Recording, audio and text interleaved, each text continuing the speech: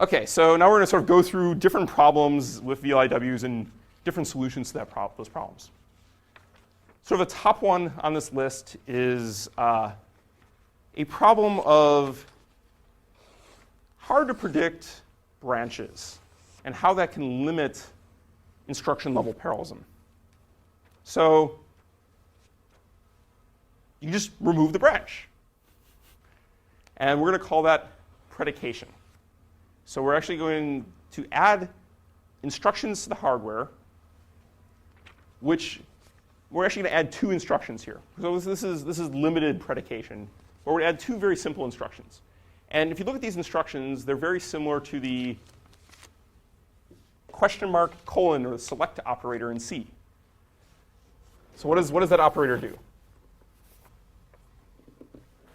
If we have A equals, I don't know, C question mark D colon E, semicolon. What does this do? Well, it loads A. If C is true, it loads A with D. If C is false, it loads A with E. Well, you can think about actually doing this with some sort of if-then-else piece of code, which is pretty common. If A is less than B, so you can sort of put that here. X gets A versus X getting B. That's our select operator. Well, we can add two special instructions here for our limited predication.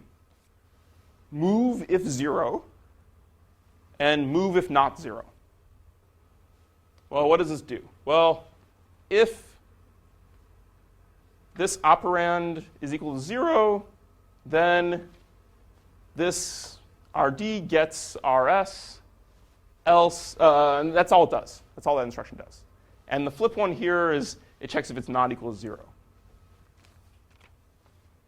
Why is this cool? Well, this allows us to transform control flow into a data instruction. So we taken a branch out. So if we look at this piece of code, if we were doing it with branches, set less than, we do a branch. So this computes our condition code flag here, branch equals, and if it's the one way, it branches here. If not, it jumps over it. So we have a bunch of control flow here. We have two control flow operations, the branch and the jump. When we add these instructions, we can basically do that if-then-else in an instruction.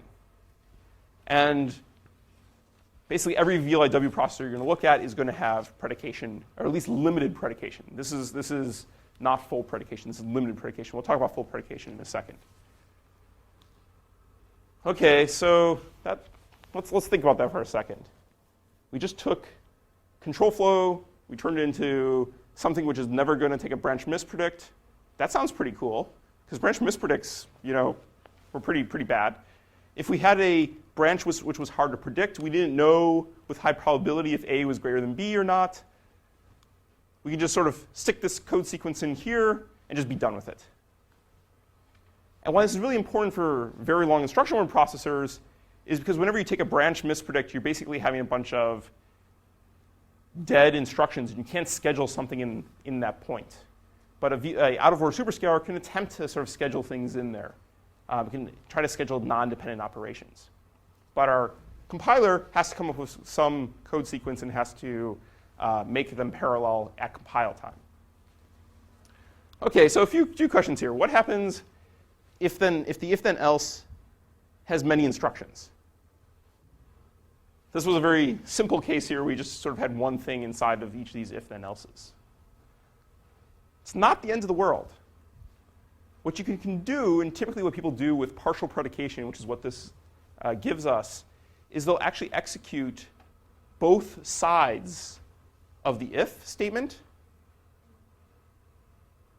interleave them in your VLIW somehow, and then choose the result at the end with a predication or a move Z instruction, Or these are typically called conditional moves. If you go look in something like x86, I think these are actually called cmove. If you go look in MIPS, it's called MoveZ, but people sort of name these things slightly differently. So it's not the end of the world, but when you go to do that, you're actually going to execute extra instructions that you may not have to have executed. And that's a bummer. Because you could very easily, if there's a lot of code in here and a lot of code in here, and you're executing both code sequences, you're basically doing twice as much work. And if it grows large, you're doing lots of extra work, and you may not have enough open slots to sort of fulfill that. At that point, you have the choice. You actually put a branch in. If it's unbalanced, also not the end of the world. It's probably actually a little bit easier. You're probably not going to execute twice as much code. At some point, though, you may want to actually, if it's super unbalanced, like 1,000 instructions on the one side of the branch and like 2 instructions on the other side of the branch, you may just want to put an actual branch there and not try to predicate it. Because if you took the side which only has 2 instruction, or the 2 instruction case, well, all of a sudden you've bloated that by an extra 1,000 instructions kind of in the common case, and that's not very good. So that's partial predication.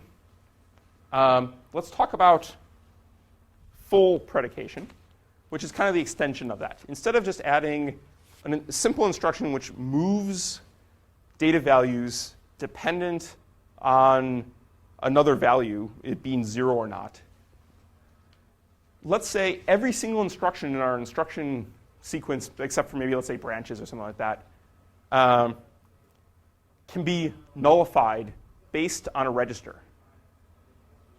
What does this look like? Well, here we have some little bit more complicated piece of code. We have 4 basic blocks.